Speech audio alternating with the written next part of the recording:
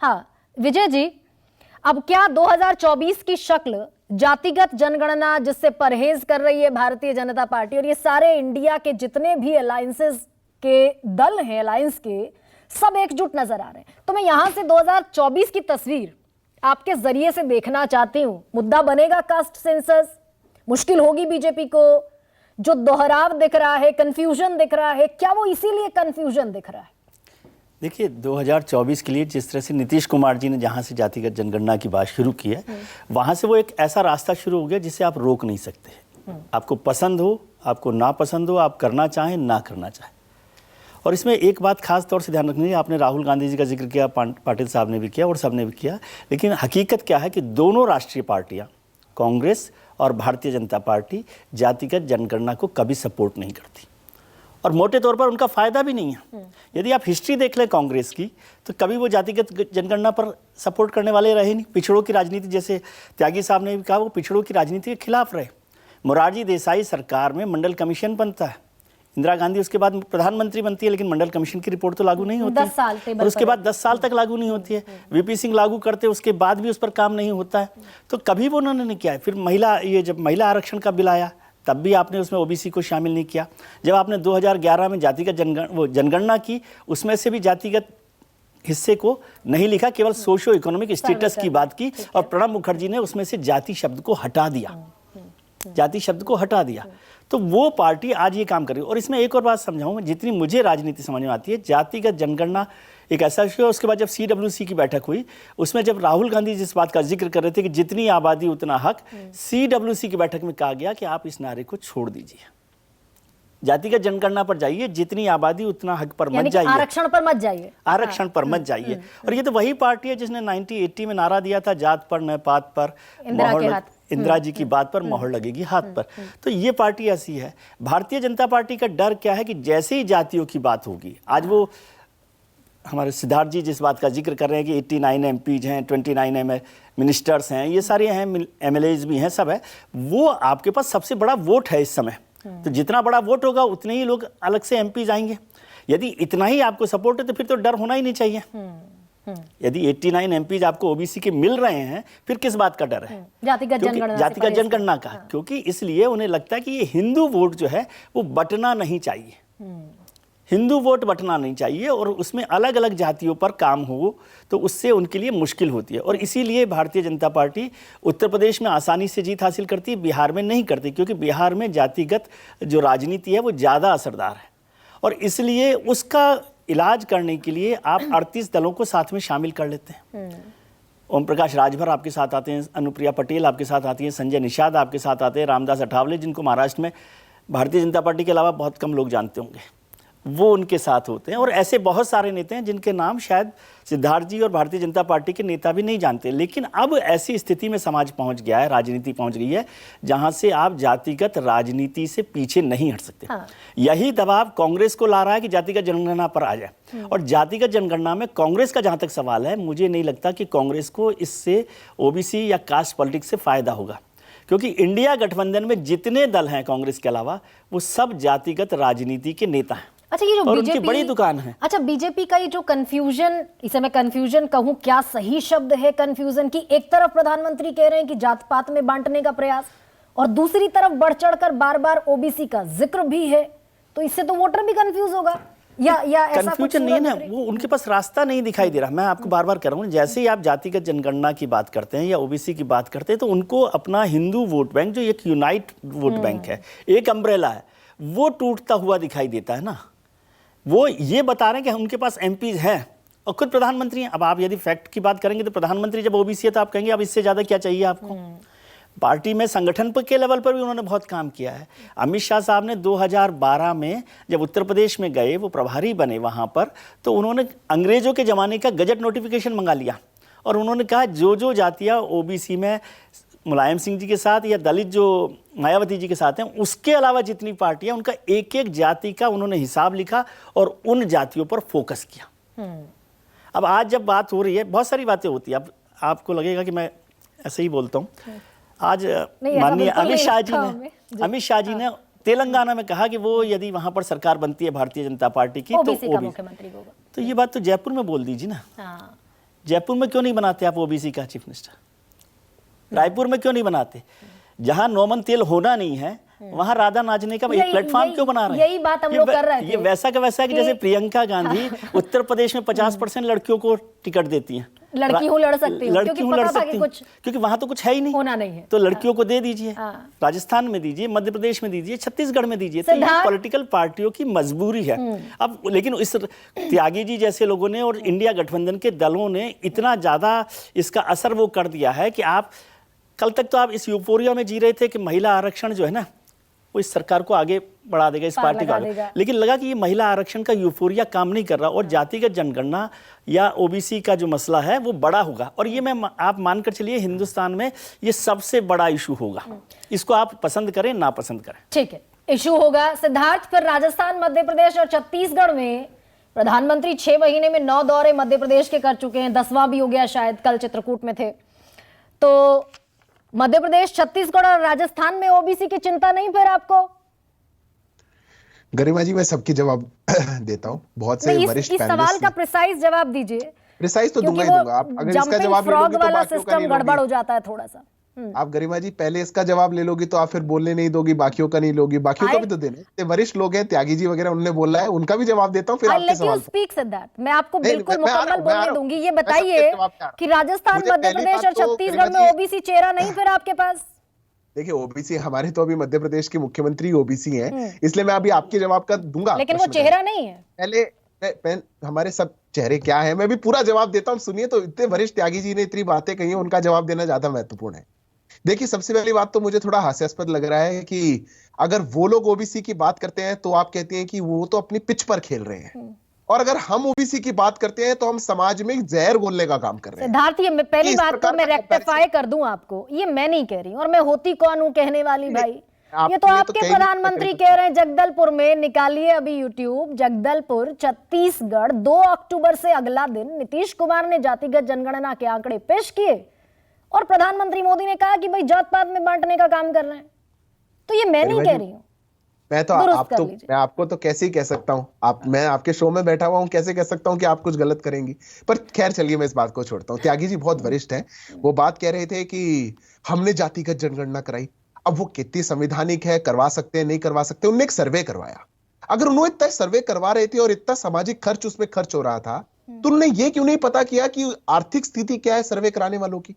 क्योंकि अगर ये मात्र राजनीति के लिए नहीं है और सिर्फ नंबर नहीं निकालना, लाभ देना है, तो ओबीसी तो वही है जो नॉन क्रीमी लेयर में है, जो 8 लाख से नीचे का है। हाँ। तो इस पूरी कवायद में आपको पता भी नहीं लगा कि वास्तव में ओबीसी का वो व्यक्ति कौन है जिसको इसका लाभ मिलना मैं कहती हूँ, और इसीलिए उनकी क्या मंशा है, कंप्लीटली फॉल्टी डेटा है।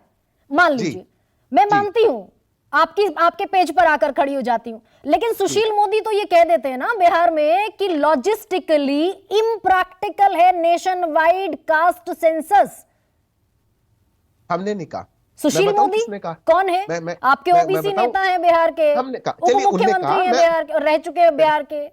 गरिमा जी थोड़ा सा पुराना भी याद करिए। देश की संसद में खड़े होकर के पी चिदम्बरम जी ने कहा था कि अगर ये 2011 के कास्ट सेंसस को हम रिलीज कर देंगे, it will have dangerous consequences.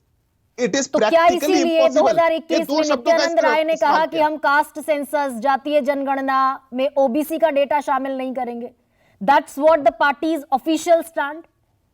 अब आप गरिमा जी मुझे 15 सेकंड दे देंगे ना, मैं पूरी बात का जवाब दे दूंगा। आप ये हम जो 2020 खेल रहे हैं इसमें ना व्यूअर्स कुछ समझ पाएंगे ना मैं अपनी बात। वनडे खेल लेते हैं सर, चल रहा है वनडे खेल, ऑस्ट्रेलिया न्यूजीलैंड चल रहा है। मेरे को आप दीजिए थोड़ा सा, मेरे को वनडे का मौका दीजिए, मैं पक्का विराट कोहली वाली इनिंग्स दूंगा। कहिए प्लीज। देखिए गरिमा जी क्या है सच्चाई कि वास्तव में ये सिर्फ नंबर निकालने की कवायद है। हमारी कवायद नंबर निकालने के लिए नहीं है, हमें कोई नंबर से लेना देना नहीं है। अच्छा। हमें लेना देना है लाभ से, कि इस देश के पिछड़े को क्या लाभ मिला और क्या नहीं मिला। बहुत बड़ी बातें करी कर्पूरी ठाकुर जी, ये कह के गए थे कर्पूरी ठाकुर जी इस देश में बहुत महान व्यक्ति आए, पर वो ये तो नहीं कह के गए थे कि अगर एक पिछड़े वर्ग से अगर कोई लालू जी मुख्यमंत्री बन गए तो बाई चांस वो हट जाए तो उनकी पत्नी ही बननी चाहिए, जिनका सामाजिक क्षेत्र से कोई लेना देना नहीं है। वो हट जाए तो फिर बेटा ही बनना चाहिए। ना ही अंबेडकर जी कह के गए थे कि समाजवादी पार्टी में 17 लोग एक परिवार के अंदर, वो सारे सामाजिक न्याय तभी पूरा होगा देश का जब वो सारे पदाधिकारी बन जाएंगे, चुने हुए प्रतिनिधि बनेंगे, वही चुनाव लड़ेंगे। ये कौन से सामाजिक न्याय की परिभाषा है? ये किसने सिखाई? ना अंबेडकर ने सिखाई, ना कर्पूरी ठाकुर ने सिखाई, ना लोहिया ने सिखाई। ये आज जितने लोग जो मसीहा बन रहे हैं वो सब भ्रष्टाचार में लिप्त हो गए। नहीं, मैं तो बड़ा सामान्य सा सवाल पूछ रही हूँ सिद्धार्थ आपसे। कौन चार घोटाला करते थे ये तो कोई नहीं जानता। मैं तो बहुत सामान्य सा सवाल पूछ रही हूँ। तेलंगाना में 52% ओबीसी के वेलफेयर में आपको ओबीसी चेहरा मुख्यमंत्री के तौर पर प्रोजेक्ट करना याद रहता है, वो आपको सामाजिक कल्याण और पिछड़ों का कल्याण लगता है। राजस्थान, मध्य प्रदेश और छत्तीसगढ़ में जाएं कल गृह मंत्री और घोषित करें कि ओबीसी, अगर हम जीते एमपी, छत्तीसगढ़, राजस्थान, तो ओबीसी चेहरा होगा। देखिए गरिमा जी, आप तो ये तक क्लेम नहीं कर पा रहे हैं कि शिवराज सिंह चौहान वहां सीएम फेस होंगे। देखिए गरिमा जी, पहली बात तो मैं बड़ा स्पष्ट कर दूं, सीएम फेस तो हमने तेलंगाना में भी नहीं दिया, हमने कहीं नहीं दिया ना।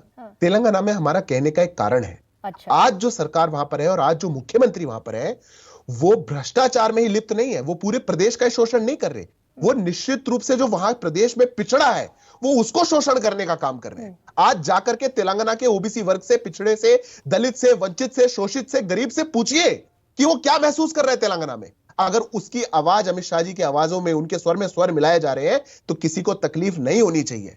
अगर आज राजस्थान को अपराध मुक्त करना है तो हम कहेंगे कि हम एक ऐसा मुख्यमंत्री लाके देंगे जो अपराध मुक्त करेगा, जो युवा हितैषी होगा, क्योंकि आओ दिन वहां पे पेपर लीक हो जाते हैं, क्योंकि वहां पे 18 रेप होते हैं एक दिन के अंदर। तो जहां जिस प्रदेश की जैसी आवश्यकता, जातिगत जनगणना, ये ओबीसी का डेटा, सामाजिक कल्याण इक्वली यूनिफॉर्मली हो, जातिगत जनगणना कराएंगे कि नहीं? सिद्धार्थ, बहुत छोटा सा जवाब दीजिए। देखिए, मैं तो कहता हूं जनगणना इस देश में 2020 में होनी थी। जनगणना किन कारणों से नहीं हो पाई वो हम जानते हैं। 21 में होनी थी। 22 तक हमने कोरोना की महामारी के साथ हम लड़े, उसको पछाड़ा, हम विजयी हुए। उसके बाद चुनाव आ गए। जनगणना इस देश में होगी। जो प्रैक्टिकलिटी है जनगणना के साथ वो हम निश्चित करवाएंगे। चलिए, ये 80-20 का मसला फंसा है, 80-20 का मसला फंसा है। खैर, केसी त्यागी जी, हमारे लिए सामाजिक कल्याण सबके लिए क्या एक वोट बैंक दिख रहा है क्या? सबसे गंभीर और सबसे वरिष्ठ मेरे पैनलिस्ट हैं, आप बेहतर समझते हैं। वोट बैंक जरूरी हो गया पिछड़ों के कल्याण के नाम पर। अपने नौजवान दोस्त सिद्धार्थ को कहना चाहता हूं कि अगर आप समझते हैं कि मंडल कमीशन से, आरक्षण से कुछ जातियां विशेष ही लाभान्वित हुई हैं, तो 2017 में केंद्र सरकार ने, जिसमें हम भी आपके साथ थे, जस्टिस रोहिणी कमीशन बनाया है, जिसने कहा है कि 1000 जातियों का एक भी आदमी नौकरी नहीं पाया है। चुनाव में 6 महीने बचे हैं, आप क्यों नहीं जस्टिस रोहिणी कमीशन की अनुशंसाओं को लागू कराते? आपका कहना है यादव, कुर्मी, लोध, कुशवाहा, जाट, गुजर, पटेल, पाटिल, इन्हीं लोगों ने सारा कोटा खा लिया है। तो जस्टिस रोहिणी की कमीशन की रिपोर्ट धूल चाट रही है, आप लागू करो, उनको लाभ दिलाओ। दिक्कत आपकी क्या है यादव जी? आपकी नहीं है, ऊपर से नीचे तक है कि आरक्षण जात के आधार पर होना चाहिए कि वर्ग के आधार पर होना चाहिए। तभी आपके पिछड़े प्रधानमंत्री ने कह दिया, और मुझे ताज्जुब है उन्होंने कैसे कह दिया। वो तो पटना में कह के आए थे कि भाइयों बहनों, मुझे तो गर्व है कि मैं पिछड़ी जात में पैदा हुआ हूं। अब पता नहीं उनको पिछड़ा छोड़ करके वर्ग कैसे याद आ गए। सोशली, एजुकेशनली जो बैकवर्ड हैं उनका आरक्षण पहले होना चाहिए। इकोनॉमिकली वीकर सेक्शन में जो लोग हैं उनको भी बाद में 10% दो। ये वीपी सिंह ने भी कहा था, ये हम भी कहते हैं। लेकिन इसकी आड़ में आप जो गरीब गुरबा जातियां हैं उनके आरक्षण को ही अवैध घोषित करने लगे कि जात के आधार पर नहीं होना चाहिए। 3000 साल से जात किसने बनाई? 3000 साल से एक ठीक है केसी त्यागी जी, पखाना। ठीक है मनोज, अब क्योंकि 2024 नजदीक है, लेकिन ये जो मुद्दे की गंभीरता है, क्या आपके इंडिया अलायंसेस के भीतर जो मतभेद हैं वो इसे स्प्लिट कर देंगे क्या? सब पहुंच गए मध्य प्रदेश लड़ने, कड़वाहट इतनी ज्यादा? नहीं, मुद्दे की जो गंभीरता है वो तो सवालों से रहेगी। और वो देखिए, आपस में मनमुटाव होते रहते हैं। जहां 2-4 लोग, जहां 2-4 संगठन इकट्ठा होता है, मनमुटाव होता रहता है। लेकिन जो आपके पैनल पे बैठे एक साथी ने कहा, वो सही कहा कि अब जो जाति का विमर्श है वो सिर्फ इसलिए है कि जो जातियां, अब ये एक गांव में कहावत है कि जाके पैर ना फटी बेवाई सो का जाने पीर पर आए। जो लोगों ने 5,000 साल से जाति का दंश क्या होता है, जिनको चारपाई पे नहीं बैठा गया, जो शिक्षण संस्थानों में गए तो धुलवाया गया, जिनको मंदिरों में जाने से रोका गया, जिनको ये बताया गया कि नहीं आपका काम सिर्फ दूध निकालने का है, आपका काम सिर्फ सब्जी निकालने का है, आपका काम सिर्फ चमड़ा छीलने का है। ये भारतीय जनता पार्टी के लोग, एक वो जो शेर है कि हर आदमी में होते हैं 10-20 आदमी, जिसको भी देखना बड़ा गौर से देखना। तो क्या ठीक है मनोज, हाँ ठीक है अतुल, क्या कांग्रेस को भी कई बार गौर से देखने की जरूरत है कि भाई आप आ गए इस अम्ब्रेला के नीचे, लेकिन ना कभी थे प्रो ओबीसी और वो विचारधारा है भी नहीं। देखिए गरिमा जी, 2011 में हमने जातिगत जनगणना कराई थी, ये किसी का भी नाम ले लें, इन्होंने वो डिक्लेयर करनी चाहिए, ये कर नहीं रहे हैं, इससे बच नहीं सकते। लेकिन मैं क्या बात कर रहे हैं, 3 साल आपकी सरकार उसके बाद रही, शिवाजी महाराज नहीं चूके, 2021 से 22 से 23 से 24 नहीं 2016 में कंप्लीट हुई, गरिमा जी 2016 में कंप्लीट हुई। गरिमा जी सुनिए, 2016 में वो सारा कंप्लीट हुआ था, data economic, social, political, educational सारा डेटा 2016 में पूरा हुआ था। कर्नाटक में तो 2015 में कराई, अभी तक आपने उसका डेटा सार्वजनिक नहीं किया। सुनिए ना, जातिगत जनगणना वो आ जाएगा, उसका भी विश्लेषण चल रहा है, वो आ जाएगा। अच्छा। देखिए मैं बता रहा हूं आपको, जातिगत जनस क्या होता है। छत्रपति शिवाजी महाराज एक किसान थे, उन्हें राज्याभिषेक नकार दिया था, तो सामाजिक अवस्था समझ लेनी चाहिए और निर्णय प्रक्रिया समझ लेनी चाहिए। अब मैं गंभीर बात कर रहा हूं, क्योंकि हमारे दोस्त सिद्धार्थ जी जो है, उन्होंने लाभ की बात कही थी, लाभ की बात। क्यों?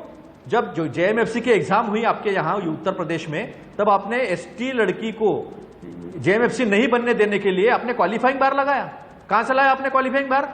और जब ज्वाइंट कमिश्नर लेवल पर, ज्वाइंट सेक्रेटरी लेवल पर सारा व्यवहार शुरू होता है, सारा डिसीजन मेकिंग होता है, वहां पर इन्होंने लैटरल एंट्री शुरू कर दी। तो आप कहिए कि आप ओबीसी का प्रधानमंत्री बनाएंगे अतुल लोंडे पाटिल, इन्होंने डायरेक्ट समय अब क्योंकि कम है, हम दलित का बनाएंगे, हम दलित का बनाएंगे। चलिए, तो खड़गे जी प्रधानमंत्री होंगे? आप हमें क्यों बार बार पूछते हैं? हमने खड़गे जी नहीं पूछना, सवाल तो बनता है। फखरुद्दीन अली अहमद से लेकर केआर नारायणन से लेकर, एक बात समझिए, आप एक सिंबलिज्म की बात मत कीजिए। सामाजिक न्याय की बात आती है तो इन्हें तकलीफ क्यों होती है? इसलिए होती है क्योंकि सामाजिक वर्गवारी में ये ऊपर बैठे हैं और ऊपर आकर बराबरी का अधिकार मिल जाए तो तकलीफ होती है। डॉक्टर बाबा साहब विजय जी, बहुत छोटा सा रिएक्शन। 2023 में कॉरिडोर तैयार हो रहा है और 2024 में एक तरीके से दरवाजा खुलेगा। संसद में कौन पहुंचेगा, किसका मुद्दा कितना भारी, और कास्ट सेंसस क्या वाकई इस बार इधर कुआं और इधर खाई की स्थिति में बीजेपी को पहुंचा गया? बिल्कुल बहुत मुश्किल होगा, क्योंकि मुझे लगता है कास्ट सेंसस के इशू को अब आप दबा नहीं सकते। ठीक है, ओबीसी और जो कास्ट की पूरी पॉलिटिक्स है ना, वो बढ़ गई है। हालांकि भारतीय जनता पार्टी के पास एक पॉजिटिव पॉइंट ये है कि भाई वो अपने फैक्ट्स के साथ कह सकते हैं कि मेरे पास प्रधानमंत्री ओबीसी, मेरे पास 90 एमपी ओबीसी, मेरे पास 29 मंत्री ओबीसी, मेरे पास मुख्यमंत्री ओबीसी, तमाम चीज़ें हैं। लेकिन फिर भी वो इस चीज़ को अवॉइड करना चाहेंगे जितने समय तक हो सके। लेकिन 2024 का जो चुनाव है उसमें ये एक बड़ा मुद्दा रहेगा, इससे इनकार नहीं किया जा सकता। तो बीजेपी का जो डर है वो यही है कि वो जो 80 वाला ब्रैकेट है उसमें फ्रैक्शंस ना हो, क्योंकि अगर उसमें फ्रैक्शन होंगे तो ये 37% का वोट शेयर जिसने सत्ता दिलाई ये बिखरेगा। खैर, सभी का बेहद शुक्रिया। सबसे बड़ा सवाल में इतना ही, इजाजत दीजिए, प्रणाम। सबसे बड़ा सवाल।